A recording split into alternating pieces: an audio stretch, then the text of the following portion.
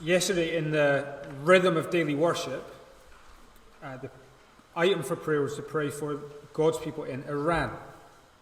I don't know if any of you took time to read about Iran before you prayed for Iran. But let me give you some stuff from Open Doors. It's an organization that helps us pray for Christians in tough places. This is what it says on the Open Doors website about Iran. When people from Muslim backgrounds become Christians, they can only meet in secret house churches. They're at risk of being monitored, harassed, arrested and prosecuted, receiving long prison sentences involving physical and mental abuse. It says they might be banned from education, lose their jobs, find it very difficult to get back into employment. And for women especially trusting in Jesus, they're likely to be violently punished, divorced by their husbands, and possibly have their children taken away from them. It tells the story of a couple called Ali and Zara. They were arrested for becoming Christians, and he says during the interrogation he was beaten a lot. After their release, eventually, Ali and Zara faced constant harassment. He was fired from every job he got. Their sons weren't allowed to go to school. And his statement says, every day was suffering and torture. And in the end, as a family, they had to flee Iran. Now, if you look down at Matthew chapter 16, verse 24, the first thing that Jesus says to his followers is, whoever wants to be my disciple must deny themselves, take up their cross, and follow me. Whoever wants to be my disciple. Let me ask you a question. Would you want to be Jesus' disciple in Iran? It's probably a question that's worth us pondering. I don't know if you ever think like that. Following Christ is still relatively comfy in our community.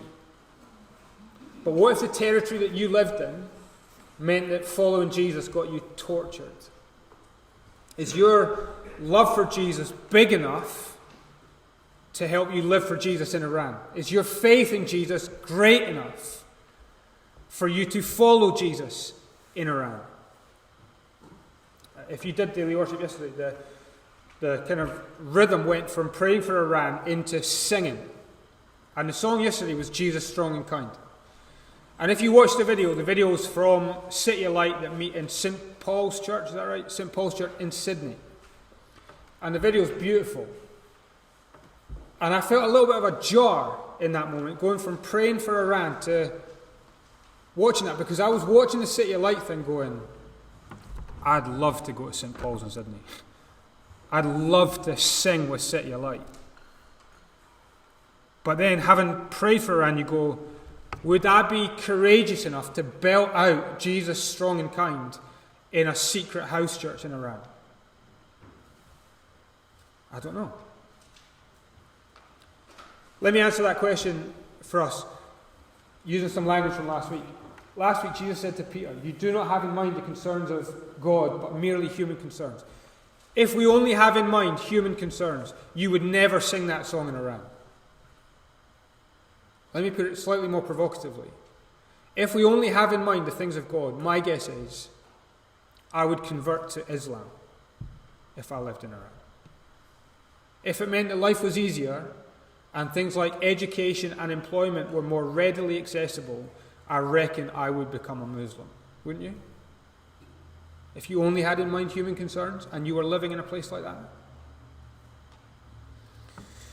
Now, Jesus is speaking to his disciples. He knows, they maybe don't yet know, that three of the people who are listening to him say these things themselves later in life will be crucified. Philip, Peter, and Andrew will one day take up their own crosses, carry them, and then be executed on a cross. And you're going, what empowers that? What could empower them to die for Jesus? What is it that means that Ali and Zara would be willing to get imprisoned and tortured in Iran for Jesus? Now, what Jesus is doing in this section of Matthew is he is trying to kind of implant in his disciples' minds not just merely human concerns, but the concerns of God. And today he's going to show us there's something about us and there is something about Jesus that can empower this kind of radical discipleship? And this is where we're going to get vaguely Christmassy. The answer is Advent. All right? We're in the season of Advent. And actually the answer is, if you are willing to suffer for Jesus in a place like Iran, or willing to live for Jesus in a place like Gracemount, the only way you'll do that is if you understand the answer is Advent. Now, what comes to mind when you hear the word Advent? Advent, what's the next word? Calendar. What do you get in an Advent calendar? Chocolate. Now, do you know what Advent actually means? It's slightly more exciting than Alan's tone in answering those questions. Do you know what Advent means? It means arrival. It means coming. It's anticipating an arrival. That's what Advent calendars do. They help you count down until the arrival of Christmas Day. Now, if we're going to try and put Christ back into Christmas, you could argue that Advent calendars help you count down until the day that Jesus is born. Advent is about looking back to his coming. Little baby Jesus. Now, that is true. The heart and the history of Advent is looking back to the past and seeing that Jesus has arrived. He has come. But the heart and history of Advent has always been more than that. The heart and history of Advent has not just been looking back to the past at the arrival of Jesus then. The actual way that Advent leans is it's leaning forward and anticipating that Jesus is going to come again. That's what Advent's about. It's not that you know how many doors and chocolates you've got to scran. It's that you are facing an unknown future that Jesus is at some point going to come again. That's what Advent's about. And the reason this fits with Jesus' stuff about discipleship is he is saying, if you are willing to live for Jesus and be his disciple in this world, it will be dependent on how much you grasp that this world is going to come to an end when he comes again. Look at verse 27. We're going to camp in verse 27 today. In verse 27, this is what Jesus wants in your mind. So let me just sort this. Verse 27. Jesus, speaking of himself, says, "For the Son of Man is going to come in his Father's glory with his angels, and then he will reward each person according to what they have done." So what I want to try and show you is Advent isn't just about looking back with excitement about the fact that Jesus has come. It's about looking forward with anticipation about the fact that he will come again. And I want to ask three very kind of simple questions about verse 27 that I want you to help me answer. Alright, so the three questions we're going to ask is, who's coming, what's he coming with, and what's he coming to do? Alright, so first question, look at verse 27. Who's coming? What's the answer? The Son of Man with what? With his Father's glory. Now we've heard a couple of weeks ago Peter give Jesus the title Messiah. But when Jesus speaks about himself, this is the title, the name that he prefers to use. Son of Man. And when he uses the title Son of Man, he's not so much thinking about the Messiah who he said is going to be mistreated and murdered. When he uses the title Son of Man, he is speaking about Jesus' his own power and his prominence. It's not about suffering. This is a title that's about sovereignty. This is what is to come. But if we're to understand the Son of Man that's coming in the future, we need to understand that Jesus is looking back to a book in the Bible in the Old Testament that describes who this Son of Man is. So if you've got a Bible, I think it will be worth your while coming back to the Old Testament book of Daniel. Daniel chapter 7. So if you've got a Bible, maybe get to the contents page, find the book of Daniel, or if someone's sitting next to you and need help, give them some help, find the book of Daniel. This is a book written 500 to 600 years before Jesus is born, but this is looking forward to Jesus coming. And in Daniel chapter 7, you get a vision of someone called the Son of Man. So if you've got Daniel 7 there, we're going to read from verse 13. Alright? Everyone there? Daniel chapter 7, listen to verse 13. In my vision at night, I looked, and there before me was one like a son of man. Do you see that same title? Son of Man. Coming. So notice again, he's coming with the clouds of heaven. He approached the Ancient of Days. That's the title for God. He's eternal. He's limitless life. And he was led into his presence. He, the Son of Man, was given authority, glory, and sovereign power. All nations and people of every language worshipped him. His dominion is an everlasting dominion that will not pass away, and his kingdom is one that will never be destroyed. Now, that should kind of ring bells in Matthew. Son of Man, who's coming with a kingdom that will never pass away. It kind of smells of here is the church, that the gates of Hades will not overcome. Similar language, isn't it? But what image does the Son of Man kind of put in your mind? It is not so much the Jesus who lived in poverty. It is the Jesus who is coming with unlimited power. It's not so much Jesus who suffers. It is that Jesus who suffers is the Jesus who is sovereign. The Messiah who was rejected by chief priests, teachers of the law, and Pharisees is the one who at his coming will be worshipped by all peoples from all nations. You need to put these things together. The Messiah who came is the Son of Man who will return. The Jesus who died on the cross is the Jesus who's coming. The Jesus who died is the Jesus who is still alive. The Jesus of Christmas Day back then is the Jesus of the final day who will come back again. Jesus is coming as the Son of Man. All power, all authority, all glory, worshipped by all people. Do you see the picture? Now, what does he come with?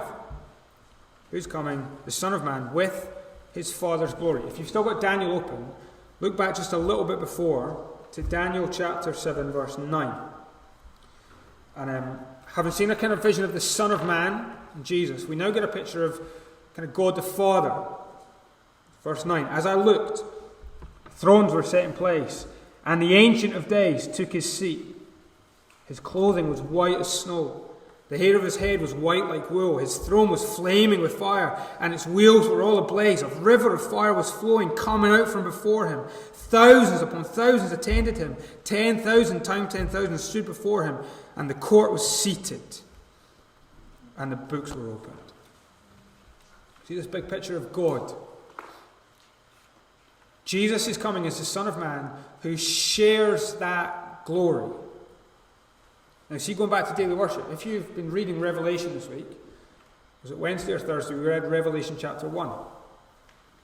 And actually, a lot of that picture of God's glory is shared in the picture of Jesus you get in Revelation chapter 1. We're going to read it later in our service.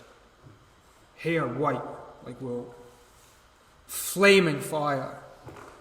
The Ancient of Days. Limitless life. Which is reminding us that the cute little Jesus of Christmas is the cosmic judge who is coming. And this is the view of Jesus that he wants his disciples to consider. Whoever wants to be my disciple, you need to see, you need to understand, you need in your mind that he is the coming Son of Man, coming with his Father's glory. That's who's coming. Let's ask a second question. What's he coming with? So, back into Matthew chapter 16, verse 27. For the Son of Man is going to come in his Father's glory, and what's he coming with? With the angels. Now, we get angels as wrong as we get Advent. What do we think when we think angels? We think like cute little chubby babies in an oversized nappy, or little girls decked out in glitter. And the thought process that goes through our heads is, oh, maybe I'll get shot in the bum and I'll meet my true love. That's what we think of as like angels. That's not what an angel is. Angels in the Bible are winged warriors. And if you want to look especially at Matthew's Gospel, angels are the agents of Jesus that he uses to gather all people from all places and all corners of the earth to come to his cosmic seat of judgment. That's what angels do in Matthew's Gospel. They gather the harvest in for the day of separation, wheat from weeds. They gather the fish in for the great day of separation, bad fish from good fish. That's what the angels do. That answers the third question. Who is he? He's the coming Son of Man, sharing the Father's glory. Who's he coming with? The angels. What for? The angels gather every single person to his day of judgment. Look at the end of verse 27. He'll reward each person according to what they have done. On that day when Jesus comes, he will survey what people have done in this life, and he will give them what they deserve for the next life. We live in a world that longs for perfect justice. This is a day of perfect justice. And you've got to see the clash with kind of how minds work in our culture. We have a world that goes, you only live once, so you might as well live fast and die young. But Jesus is telling us that every single one of us is destined to die once, and after death, to face judgment. And this Advent, his arrival, will determine our destiny. So who's coming? The Son of Man. Who's he coming with? The angel. What's he coming to do? Judge. Now, why does Jesus want this vision of his coming, his Advent, in their minds? Let's read from verse 25. He says, let's go back to 24. Whoever wants to be my disciple must deny themselves, take up their cross, and follow me. For whoever wants to save their life will lose it. But whoever loses their life for me will find it. What good will it be for someone to gain the whole world yet forfeit their soul? Or what can anyone give in exchange for their soul? Jesus ties the vision of him as the coming Son of Man to whether or not people want to be his disciple. What will fuel Philip, Peter, and Andrew to get crucified for following him? What could motivate Ali and Zara to live for him in Iran? What can help you follow Jesus in Graceman? Only a right vision of the fact of his glorious coming. And so what I want to show you is just kind of three applications that flow from his advent. All right? If we see who he is, this should impact our view of discipleship. Three things. Number one, Jesus wants you to fear the right person. Your decisions in daily discipleship, or your decision to be a disciple or not be a disciple, will be determined by who you fear.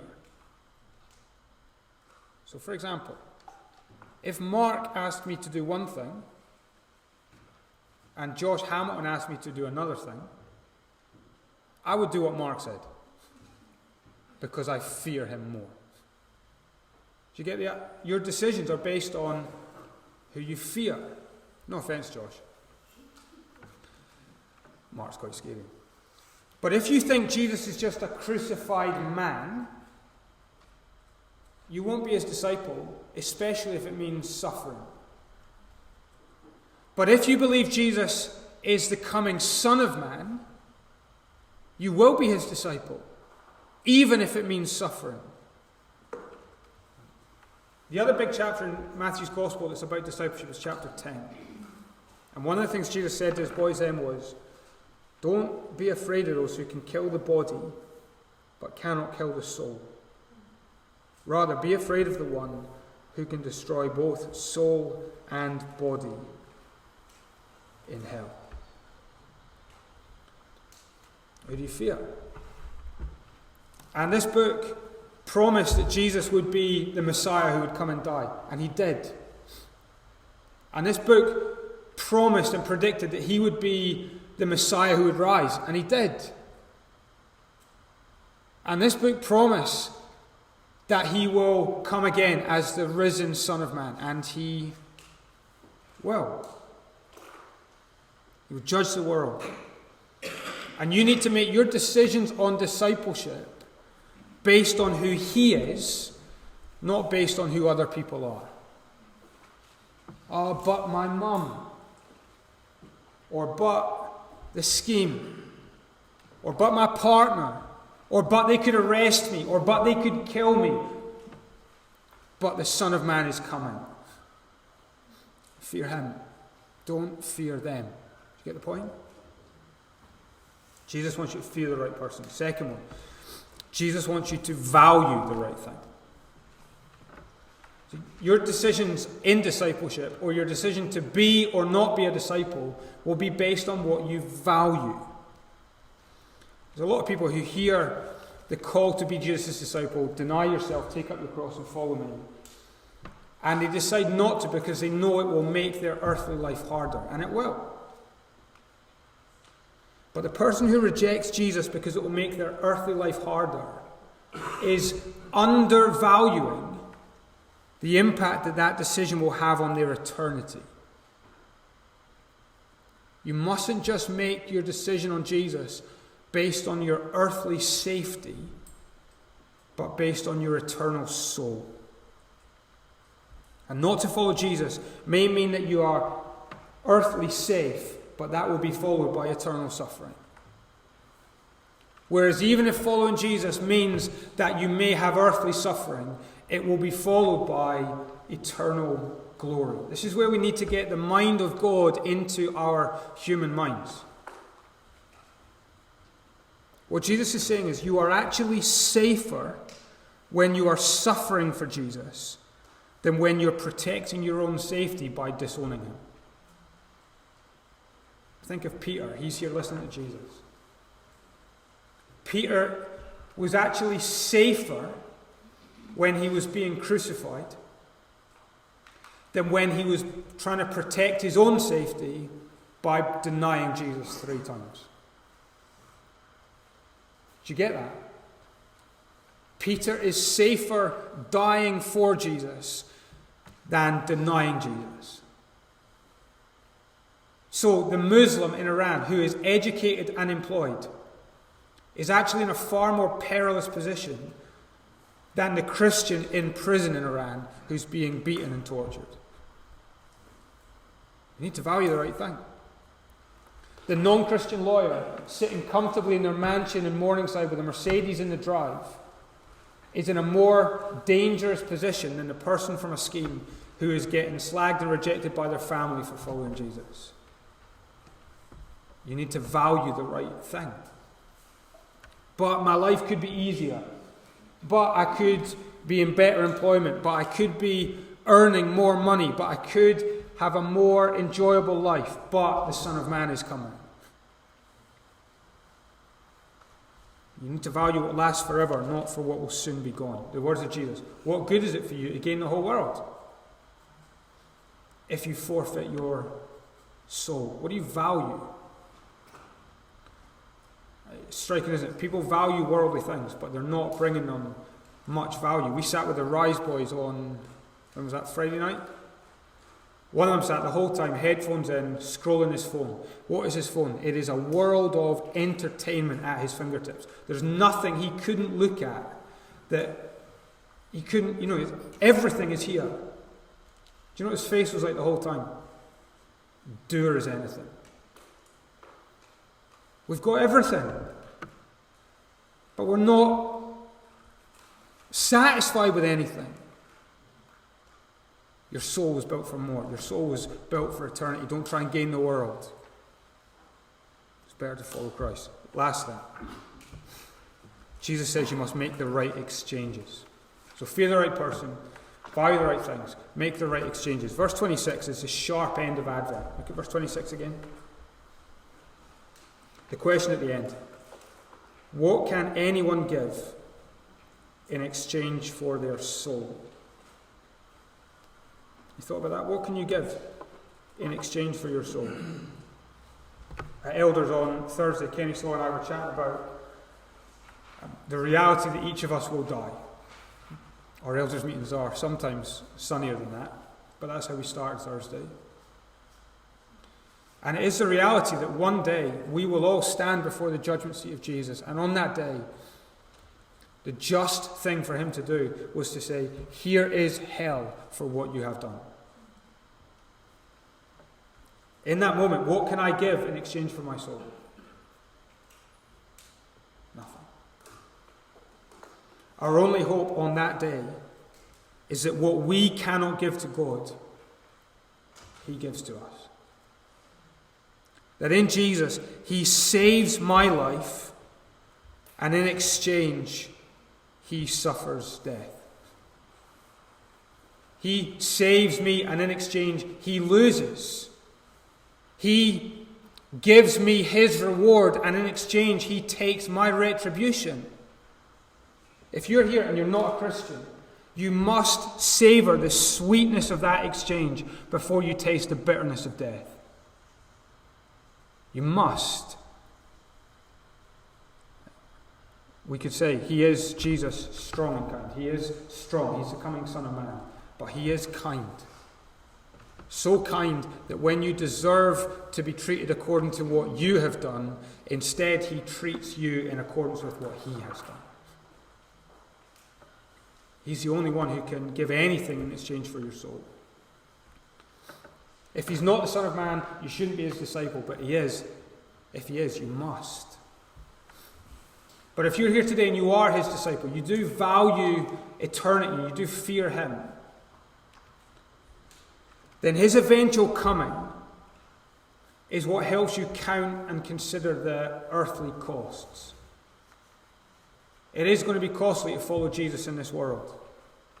But we must hear what he says, and we must do what he says. Verse 24, whoever wants to be my disciple must deny themselves, take up their cross, and follow me. That's not a suggestion. It's his command. We must. We must exchange indulging ourselves. That's the inverse of Christmas, isn't it? It's not about indulging myself, it's about denying myself. We must exchange taking up our own cause. That's our instinct, isn't it? My rights. No, it's about taking up his cross. We must exchange fulfilling our own dreams. And we must be willing to follow him. But we must know that there is no earthly exchanges that you make that he won't richly reward in eternity. None. Think again of his two comings. For his first coming, everything that happened was promised, and every single thing was fulfilled. He's faithful to his promises. So when he says, I am coming again, your confidence can be that everything that he promises, he will fulfill. If he rose, he will return. And when he returns, he will reward. Advent is the absolute confident reality that every earthly cost will be rewarded with eternal glory. Advent is the reminder that the coming Son of Man means that there is something greater to come than this. It's good news, isn't it? What's your this today? Advent's a reminder there's something greater than this. Something greater than displacement. Something greater than bereavement. Something greater than anxiety. Something greater than loneliness. Something greater than redundancy. Something greater than guilt, than darkness, than fear, than depression, than war. Something greater is coming with the coming Son of Man.